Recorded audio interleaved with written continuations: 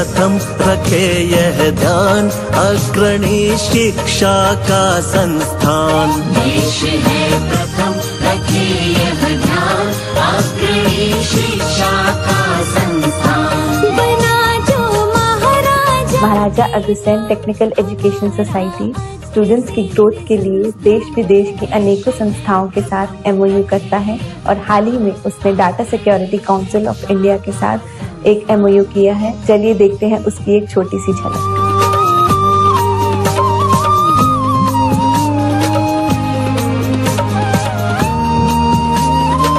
आज का दिन एक बड़ा ही ऐतिहासिक दिन है, क्योंकि आज हम लोगों ने एक एग्रीमेंट साइन किया है एक ऐसे कॉलेज से जहां सिर्फ टेक्निकल और मैनेजमेंट की शिक्षा नहीं दी जाती, लेकिन जहां पे नेशन बिल्डिंग की बात की जाती है और नेशनल कैरेक्टर की बात की जाती है। तो I think data security council of India और एमबीबीएस कॉलेज के बीच में जो आज जैसे हम लोगों ने मेमोरेंडम ऑफ एसोसिएशन साइन किया है, I think it will go a long way, not only in making this college a college of eminence in terms of emerging and frontier technology with the kind of knowledge we have and the kind of faculty the MABS college is having, and it will be helping India in going towards आत्मनिर्भरता। भट्ट साहब ने कहा ऐतिहासिक दिन है हमारे लिए भी, क्योंकि आज दो ऐसे महापुरुष से मिलने का अवसर मिला जो अपने लिए जीते हुए देश के लिए जी रहे, देश की सुरक्षा के लिए जी रहे हैं।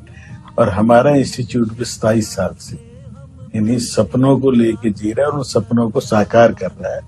मिलके हम काम करेंगे तो निश्चित तौर पर विकसित भारत का जो स्वप्न है 2047 का, मुझे लगता है वो 2040 तक ही निश्चित तौर पर हम पूरा कर पाएंगे। नमस्कार, आज मैं मुस्कान आप सभी दर्शकों का आज की इस खास बातचीत में स्वागत करती हूँ। आज हमारे साथ फिर से मौजूद हैं फाउंडर चेयरमैन मेट्स के श्री नंद किशोर गर्ग जी, जिन्होंने शिक्षा, संस्थान निवारण और युवाओं के भविष्यों के लिए हमेशा तहे दिल से काम किया है। सर, मैं आज के एपिसोड में आपका तहे दिल से स्वागत करती हूँ। नमस्ते। तो सर, जैसे कि हमने अभी एक एमओयू की झलक देखी और हम देखते हैं कि समय समय पर मेट्स में एमओयू होते रहते हैं, तो इसकी क्या महत्वता है और इससे इंस्टीट्यूट और सभी विद्यार्थियों को क्या लाभ होता है? आज विश्व में जिस तेजी से परिवर्तन है, नई नई पढ़ाइयां आ रही, नए नए फील्ड खुल रहे हैं, उन सब में फिर इम्पोर्टेंस बन गई सिक्योरिटी, डाटा की सिक्योरिटीज है, सभी चीजों की। तो उसके लिए साइबर सिक्योरिटी काउंसिल है, नेस्कॉम के ऑफशूट है, उनके साथ हमने एमओयू किया है कि हमारे स्टूडेंट 10,000 जो हैं वो सिक्योर साइबर फ्रॉड से बचें, औरों को समझाएं और खुद भी उसका पालन करें। तो एक एमओयू हमने किया है जिसमें वत्स साहब आए थे, रिटायर्ड अफसर हैं एयरफोर्स से, और प्रोफेसर गौड़ से हमने उनसे एमओयू किया ताकि हम यहाँ 10,000 का जो हमारा मेट परिवार है उसमें भी हम सबको जागरूक करें और ट्रेनर्स की ट्रेनिंग होगी। फिर आप बच्चे जाके औरों को ट्रेन करें, घर वालों को ट्रेन करें कि अपने आप को कैसे, ये जो नए टाइप के अपराध हैं उन सब से अपने आप को कैसे सुरक्षित रख सकते हैं। इसलिए हमने ये एक एमओयू किया है और उसका बहुत लाभ समाज को भी मिलेगा, स्टूडेंट्स को भी मिलेगा। सर, जैसे कि ये वर्ष हमारे लिए बहुत खास है क्योंकि इस वर्ष अटल बिहारी वाजपेयी जी को 100 साल पूरे हो जाएंगे और पूरा देश उनकी जन्म शताब्दी मना रहा है और वो हमारे मेट्स के उद्घाटन करता भी रहे हैं। तो सर, इसके बारे में आपका क्या कहना है? स्टूडेंट्स के लिए आपका क्या संदेश है कि वह उन जैसा बनने का प्रयास करें? मैं बड़ा सौभाग्यशाली रहा कि श्री अटल बिहारी वाजपेयी जी जो भारत रत्न रहे, देश के प्रधानमंत्री रहे, और मैंने उनको 1970 से जब तक उनका ये जीवन लीला थी बहुत निकट से देखा। ऐसे व्यक्ति जिनको 2 प्रधानमंत्री गुरुजी बोलते रहे, नरसिम्हा राव जी और चंद्रशेखर जी, मैं उसका साक्षी हूं कि वो दोनों कैसे गुरुजी बोलते थे। कारण कि वो उनसे ज्ञान लेते थे, और प्रधानमंत्री रहते हुए दूसरे को कोई गुरुजी बोले, ये नरसिम्हा राव जी का भी बड़प्पन था और चंद्रशेखर जी का। क्या मेरा संघ में आना जाना हुआ 67 से, और अटल बिहारी वाजपेयी जी से मेरा निजी संबंध 1971 से बना। जब बांग्लादेश की लिबरेशन के लिए आंदोलन चला तो उसमें मैं एमएससी कर रहा था दिल्ली विश्वविद्यालय से, उसमें मैंने पार्टिसिपेट किया। 71 के इलेक्शन में देखा कि कितनी मेहनत उन्होंने की, परंतु इंदिरा गांधी जी का एक इतना उभार आया कि सभी लोग हारे। अटल बिहारी वाजपेयी जी बड़ी मुश्किल से अपनी सीट बचा पाए थे, परंतु हम उस दीवानगी में उनके एक दिन में 3-3 भाषण सुनने भी गए, बहुत निकट से देखा, और इमरजेंसी काल में तो उनसे निकटता थोड़ी बढ़ी। अटल बिहारी वाजपेयी जी एक अद्वितीय थे, एक लेखक थे, कवि थे, बहुत ही कोमल हृदय के थे, परंतु ब्रज के समान मजबूत भी थे। और मुझे सौभाग्य मिला उनके द्वारा स्थापित पांचजन्य, जिसके वो पहले संपादक भी रहे, ऑर्गेनाइजर, उनको छापने वाली कंपनी भारत प्रकाश लिमिटेड, उसमें मैं 10-12 साल डायरेक्टर रहा और उसकी प्रसार पढ़ाने में, उसका प्रचार करने में, और उसको आज जो शेप किताब के रूप में आई उसको करने में भी मेरा भी थोड़ा योगदान रहा। मुझे सौभाग्य मिला 90s में, जब भावराव देवरस ट्रस्ट, जिसके फाउंडर, चेयरमैन, अध्यक्ष अटल जी थे, उसमें मैं स्थापना काल से ही मैं उसका न्यासी हूँ, ट्रस्टी हूँ। और उसके माध्यम से उत्तर प्रदेश में ही नहीं, पूरे उत्तर भारत में आज हम बहुत सेवा के काम करते हैं, पब्लिकेशन के काम करते हैं, और अटल जी की दिव्यता अनुभूति हमारे साथ है। फिर सौभाग्य मिला डॉक्टर श्यामा प्रसाद मुखर्जी की याद में एक ट्रस्ट बना, जिसका नाम रखा डॉक्टर मुखर्जी स्मृति न्यास। उसमें भी मैं मंत्री के तौर पर 10-15 साल काम किया, और बहुत कुछ दीनदयाल उपाध्याय जी, डॉक्टर श्यामा प्रसाद मुखर्जी और अटल जी के बारे में पढ़ा, सीखा, देखा। तो ये कितने सौभाग्य की बात है कि 3 ऐसी ऑर्गेनाइजेशन जिनसे वो जुड़े थे और मैं उसमें जुड़ा। 1980 में भारतीय जनता पार्टी की स्थापना में, जिनमें उनको पहला अध्यक्ष बनाया, उसकी भी ऑर्गेनाइजिंग कमेटी, उसका मैं सदस्य था। और फिरोजशाह कोटला मैदान में उसकी जब स्थापना हुई मैं उपस्थित था। अटल जी से फिर संबंध बनता गया। 83 में स्वयं मैंने जब चुनाव लड़ा तो मेरे चुनाव में विशेष तौर पर दिल्ली नगर निगम के अटल बिहारी वाजपेयी जी मेरे लिए वोट मांगने मेरे क्षेत्र में आए, और उसके कारण से जब 83 में भाजपा ज्यादा सीटें नहीं जीती, परंतु मेरी सीट जो सबसे मुश्किल थी वो हम जीते। अटल जी से स्नेह बढ़ता चला गया, उनका प्यार मुझे मिला, और उनके साथ साथ सीखने का अवसर मिला। जैसे जैसे आगे बढ़े, 84 के चुनाव में बुरी तरह फिर हारे हम लोग, परंतु अटल बिहारी वाजपेयी ने फिर हौसला दे के सबको इकट्ठा किया। 89 में फिर से उभार शुरू हो गया, तो अटल जी के नेतृत्व में हम आगे बढ़े। अटल जी से बहुत कुछ सीखा। एक तो वो हृदय से बड़े मिलनसार थे, प्यार करते थे, भरपूर करते थे, और खुल के बात करना भी उनसे संभव था, अकेले में भी बात करते थे। उनसे हमने धीरे धीरे सीखे, हमने भी कदम आगे बढ़ाए। 89 आते आते मैं दिल्ली प्रदेश में काफी एक प्रमुख कार्यकर्ता बन गया। 89 के चुनाव में हमने दिल्ली में पहली बार 5 सीटें जीत के दिखाई लोकसभा की। 91 का चुनाव फिर जल्दी आ गया, राम जन्मभूमि आंदोलन के कारण हमने उसमें खूब भाग लिया। अटल जी से निकटता बढ़ती गई। उनको फिर मैं गीता विद्यालय, जहाँ ये हमारी कॉलेज को शुरू किया था, सुल्तानपुरी, उसका सिल्वर जुबली के कार्यक्रम में अटल जी को बुलाया। उसी में 20 कमरे एक्स्ट्रा बनाकर हमने ये कॉलेज शुरू हुआ, सुल्तानपुरी निकट में ही।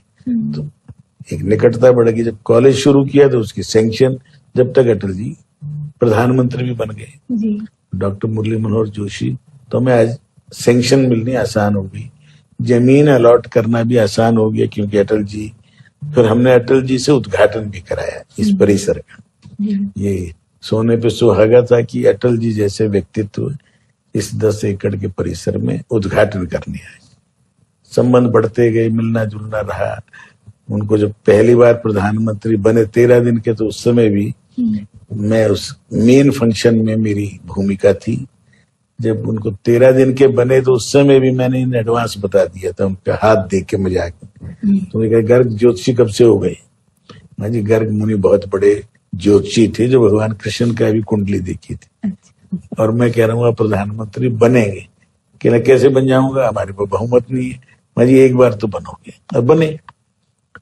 बहुमत नहीं था, ये भी सच्चाई है। तो एक आत्मीयता थी। मेरे कहने में मेरी कॉन्स्टिट्यूएंसी त्रिनगर में वो आई, एक स्कूल का उद्घाटन कराया प्राइमरी, एक वाटर सप्लाई प्रोजेक्ट का बढ़ेगा। जब भी हमने उनसे कहा शपथ ग्रहण में विधानसभा में जिन्होंने संस्कृत में शपथ ली उनका सम्मान करने अटल जी उठ के आए, क्योंकि हम 10-12 ऐसे एमएलए थे जिन्होंने संस्कृत भाषा में शपथ ली थी विधानसभा। तो संबंध बढ़ते गए आगे। 99 का चुनाव मुझे विशेष याद है। 98 की उनकी सरकार एक वोट से हारी। मैं 7 सीटों का दिल्ली में प्रमुख था और मैंने केवल एक करोलबाग की सीट हम पहले नहीं जीत पाए थे, उसको जीतने के लिए एक ही बात की, अटल जी की सरकार एक वोट से हारी है, दिल्ली की 7 सीट तो हम वो कमी पूरी करेंगे। लोगों ने विश्वास किया और हमें 7 सीटें जीत के दी।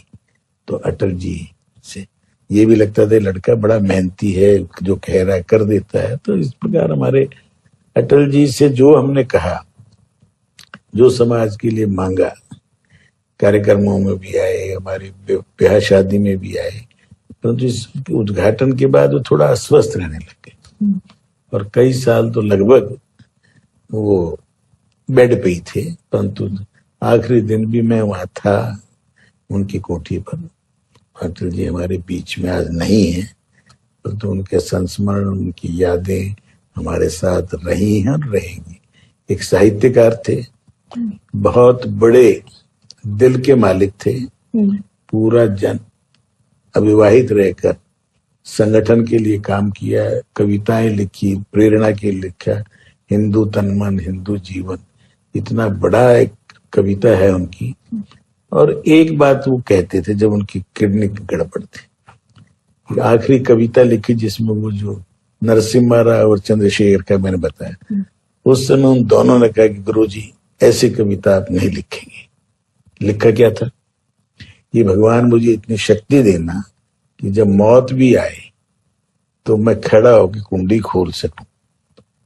उस आवाज पे मैं स्वयं इतने कुंडी खोल सकूं। तो उस समय आंसू थे नरसिम्हा राव के। कहना ये कविता फिर ना कभी सुनाना ना लिखना। इतना एक दूसरे से आत्मीयता थी, प्रेम थी। राजीव गांधी उनका पूरा सम्मान करते थे, उनको भारत के डेलीगेशन का इंचार्ज बना के भेजा, किस लिए कि आप किडनी का भी अमेरिका में दिखा लेना। इंदिरा जी से उनके बड़े संबंध दोनों तरह के थे, खट्टे मीठे। जब बोलना होता था कड़ाके तो शिमला समझौते के खिलाफ खुल के बोलने वालों में अटल जी थे, परंतु जब बांग्लादेश पे विजय प्राप्त की तो प्रशंसा करने वालों में। तो ऐसे अटल जी के अब 100 साल में मना रहे हैं। देश का प्रधानमंत्री नरेंद्र मोदी जी उनके हर जन्मदिन को सुशासन दिवस, गुड गवर्नेंस डे के तौर पे पिछले कई सालों से मना रहे हैं।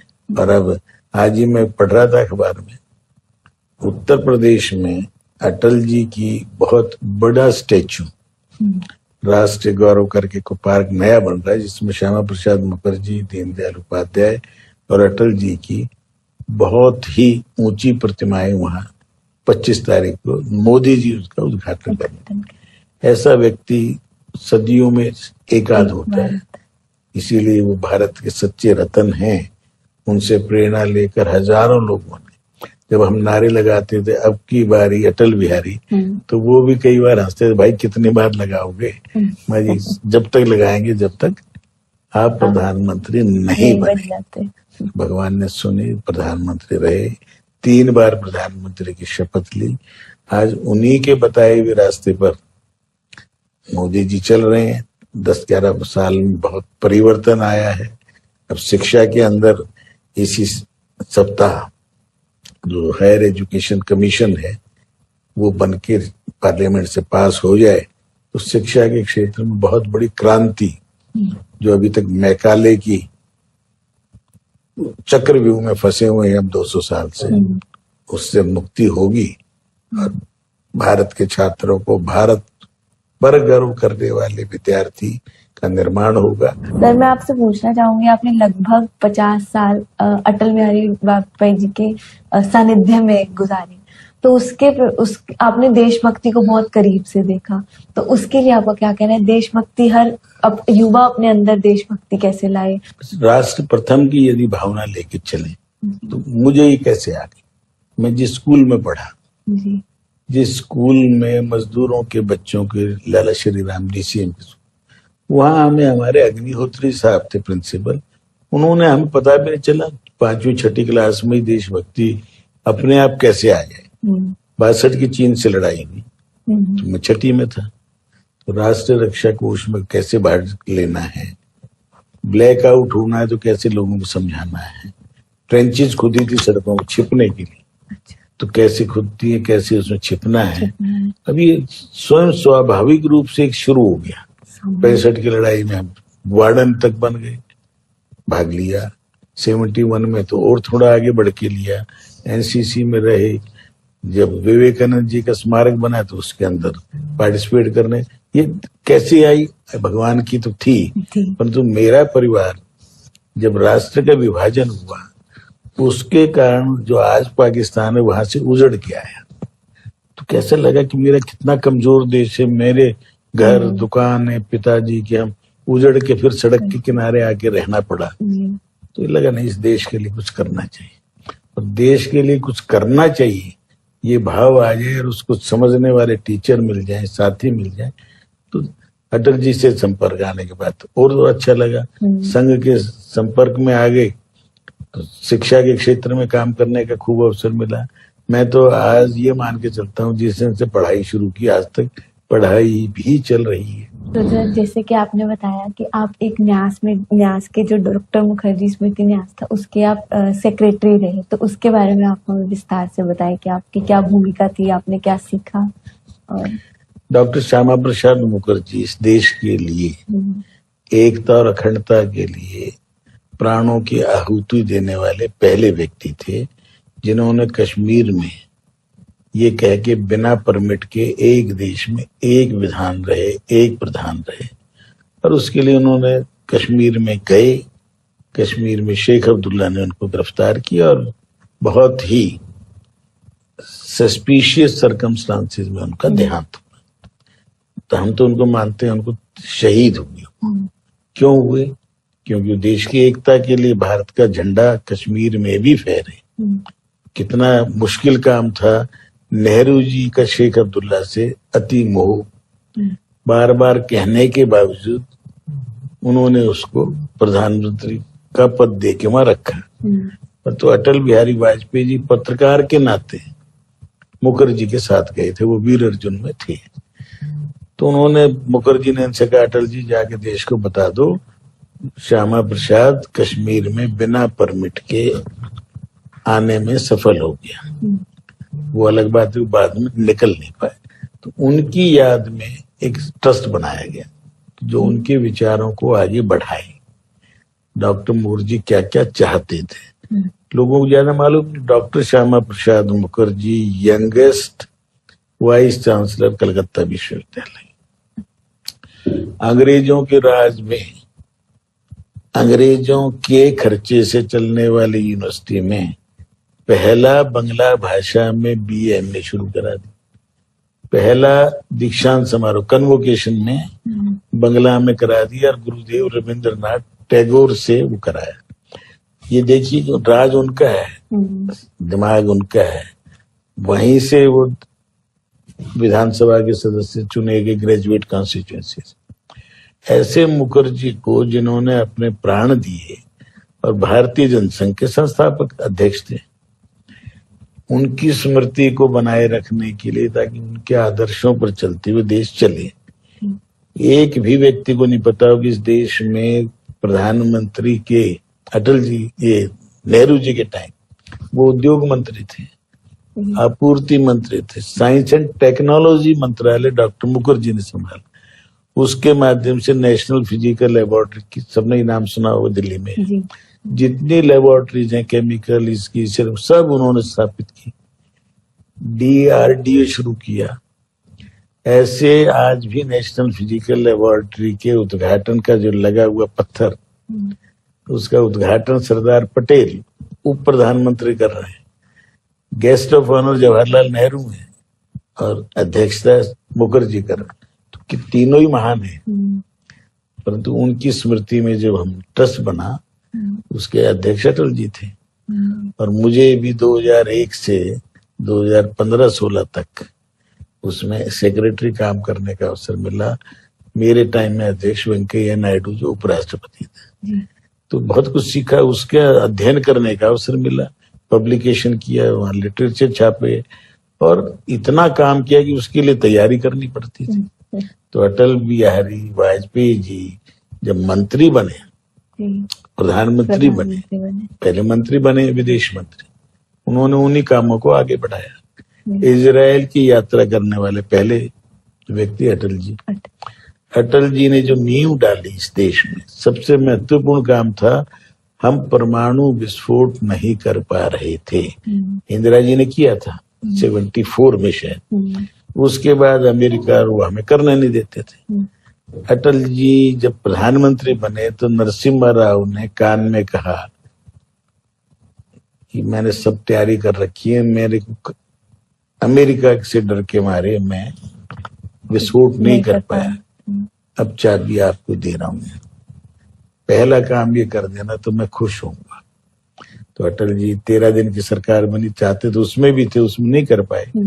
पर 98 में जब बने तो 11 मई को, मेरे ख्याल 1-1.5 महीना ही हुआ था, पर 11 मई को पहला विस्फोट पोखरण में किया और 13 को दूसरा हाइड्रोजन बम का भी कर दिया। तो अमेरिका को पता नहीं चलने दिया। एपीजे कलाम साहब, जॉर्ज फर्नांडिस और अटल जी, मजा देखो, एक ईसाई, एक मुस्लिम, एक कट्टर हिंदू, तीनों ने मिलके राष्ट्र के लिए जो ये काम किया, उसके कारण पूरे विश्व में बौखलाहट हो गई। अमेरिका ने सैंक्शन लगा दी। सैंक्शन का अर्थ क्या है? अब भारत को कोई भी हम ना टेक्नोलॉजी देंगे, ना परम कंप्यूटर जो बनना सुपर वो देंगे, ना कोई क्रायोजेनिक इंजन देंगे, और भारत को कोई सहायता नहीं करेंगे, ना आर्थिक ना टेक्नोलॉजी। तो अटल जी ने ठीक है, हमारा देश सक्षम है और हम भिखारी नहीं है। उन्होंने भारतीयों से अपील की जो विदेशों में रहते थे कि 10,000 करोड़ रुपए की डॉलर जरूरत है और आप लोग बढ़ के दीजिए। लोगों ने खुले मन से बॉन्ड खरीदे। धीरे धीरे अमेरिका को समझ में आ गई भाई अब तो इनको दबा तो नहीं सकते। तो अटल जी को दबा नहीं सकते, तो पाकिस्तान ने भी इतनी देर में अमेरिका की मदद से परमाणु विस्फोट किया। देखा भारत को रोक नहीं पा रहे, तो उन्होंने कारगिल के नाम पर युद्ध हम पर थोपा गया। पर अटल जी ने उस सरकार में, सरकार का एक वोट से वो हार गई थी, तो भी देश की सुरक्षा में अपना सब कुछ झोंका और हम जीत गया। ऐसे अटल बिहारी वाजपेयी जी के बारे में कितनी ही बातें की जा सकती हैं। मैंने जैसे वो संपादक किस उम्र में, प्रचारक थे, 23-24 साल की उम्र में अखबार निकालना, पत्रकारिता करना, कविताएं भी लिखना। और एक समय ऐसा था कि उनके पिता वो दोनों ही कानपुर के डीएवी कॉलेज में दोनों विद्यार्थी थे। वो पिताजी एमए कर रहे थे, ये बीए कर रहे थे। बड़ा रेयर सुना होगा आपने कभी कि एक बाप बेटे दोनों पढ़ रहे एक ही कॉलेज में। तो अटल बिहारी ने ना विवाह किया, ना अपना कोई परिवार बसाया, पूरे देश को ही परिवार माना। और उन्हीं के कदम चिन्हों पर चलने वाले नरेंद्र मोदी जी, भारत में सबको रहने का अधिकार है, परंतु इस धरती को अपनी माँ समझिए। तो माँ नहीं समझेंगे तो उसको यहाँ पर 2 गज जमीन भी नहीं मिलनी चाहिए। ये बात स्पष्टता से हम कहेंगे तो भारत मजबूत भी होगा, आगे भी बढ़ेगा। और अटल बिहारी वाजपेयी जी ने जो जो कुछ सोचा, वो रास्ते ऐसे बना दिए कि उनको अब तो उन्होंने सड़क योजनाएं शुरू की थी, नेशनल हाईवे, आज सुपर हाईवे बन रहे। उन्होंने कहा था कि इस देश के अंदर रेलवे इम्प्रूव हो, तो आज वंदे भारत से लेकर पता नहीं कौन कौन सी ट्रेन चल रही है, और पूरे रेलवे स्टेशनों के कायाकल्प एट ए टाइम 10,000 स्टेशनों पे काम चल रहा है। साफ सफाई हम सब देखते ही हैं। गांधी जी का सपना था देश साफ सुथरा हो, अटल जी ने आगे बढ़ाया और नरेंद्र भाई ने इसको आज घर घर शौचालय 10-12 करोड़ बन जाए, हर व्यक्ति को छत मिले, रहने का सबका सपना है, तो सबको एक पक्का मकान मिले, उस लक्ष्य की ओर तेजी से बढ़ रहे हैं। परंतु अटल जी ने एक तीसरी चीज दी थी। लाल बहादुर शास्त्री ने जब सूखा पड़ा तो जय किसान जय जवान तो थे ही, इन्होंने जोड़ा जय विज्ञान। विज्ञान का मतलब जब एटम बम, हाइड्रोजन, और आप मोदी जी से आगे बढ़ गए। अब जय अनुसंधान, हम इनोवेटिव भी होंगे, रिसर्च भी करेंगे और वर्ल्ड के अंदर जो भी कुछ कहीं हो रहा है वो हम भी कर सकते हैं। ये विश्वास नए स्टूडेंट्स को दे रहे हैं। 2047 तक इस देश में कोई भूखा नहीं सोए, कोई बिना मकान वाला ना हो, कोई घर हो तो घर के अंदर नल भी हो, वाईफाई भी हो, शौचालय भी हो, हर चीज से संपूर्ण हो, हर बच्चे को पूरी शिक्षा मिले, पूरा स्वास्थ्य मिले। इसलिए 10-10 लाख का हर परिवार को इंश्योरेंस कर देना किसी ने कल्पना नहीं की थी। बिल्कुल। आज 80 करोड़ लोगों को अनाज इतना मिल रहा है कि उसे खरीदने की जरूरत ही ना पड़े। ये अटल जी ने जो रास्ते दिखाए थे और उस पर आज के लोग, हम भारतीय चल रहे हैं। आप बच्चे उसी पे रास्ते पे चले तो इस देश में गौ हत्या बंद होनी चाहिए, हो जाएगी। इस देश की नदियां साफ होनी चाहिए, हो जाएंगी। इस देश का पर्यावरण शुद्ध हो, दम घोटू वातावरण दिल्ली में जो चल रहा है उससे मुक्ति भी हम ही लोग करेंगे। सरकारों की बस का नहीं होता, समाज के बस का है। उसके लिए अधिक पेड़ लगाएं। मोदी जी ने एक इशारा किया, एक पेड़ माँ के नाम। उन्होंने एक इशारा किया, उसको लगाने का काम तो हम ही करेंगे। तो करें, सब मिलके करें, देश के लिए जिए, और देश के लिए आवश्यकता हो तो मरने की वो भी मरे। भारत माता को हमेशा सामने रखें। जैसे कि अब 100 वर्ष पूरे हुए हैं अटल जी को, तो आपका पूरे देशवासियों को और युवाओं के लिए क्या संदेश है? एक छोटा सा संदेश जो आप देना चाहेंगे। 25 दिसंबर जी, कई चीजों के कारण उसको मान्यताएं हैं। ईसा मसीह का जन्मदिन भी माना जाता है, वो भी मानवता के प्रतीक है।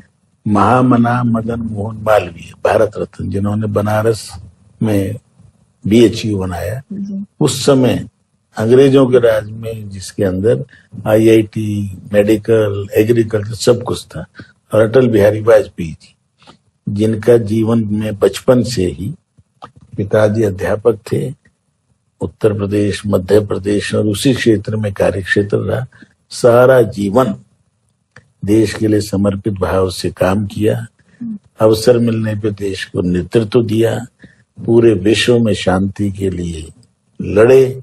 UNO में हिंदी में सबसे पहले भाषण देने वाले अटल बिहारी वाजपेयी जी थे। ऐसे वाजपेयी जी जिन्होंने सादा जीवन जिया, देश के लिए जिए, हम उनसे प्रेरणा लें और प्रेरणा लेकर हम भी देश के लिए कुछ कर सकें, ऐसा आशीर्वाद अटल जी भी दें, मालवीय जी भी दें, और भगवान ईसा मसीह भी दें कि हम सब पूरे विश्व में शांति की स्थापना करने में समर्थ हो सकें। मैं समझता हूँ इतना ही आज भगवान हमें आशीर्वाद दे और हमारे संकल्प की पूर्ति करें। मैं चाहूंगा कि हमारे बच्चे भी इस पे चलेंगे और देशवासी भी अटल जी से प्रेरणा लेकर अटल जी जैसा बनने की कोशिश करें, तो देश का कल्याण ही होगा। धन्यवाद सर। बहुत ही सौभाग्य महसूस हुआ सर के साथ चर्चा करके, और बहुत ही सौभाग्य महसूस हुआ कि जन्म हमारा ऐसी भूमि में हुआ, जहाँ ऐसी माँ के पास हुआ, जहाँ इतने बड़े बड़े नेता जिन्होंने असंभव को संभव कर दिखाया, वैसे इस देश को चलाते हैं। बहुत बहुत धन्यवाद सर आज की पूरी चर्चा के लिए। बहुत बहुत धन्यवाद आपने जो प्रश्न पूछे। और आप सभी दर्शकों का भी बहुत बहुत धन्यवाद बने रहने के लिए। अगले एपिसोड में फिर मुलाकात होगी नई उमंगों के साथ। धन्यवाद। जय हिंद, जय भारत।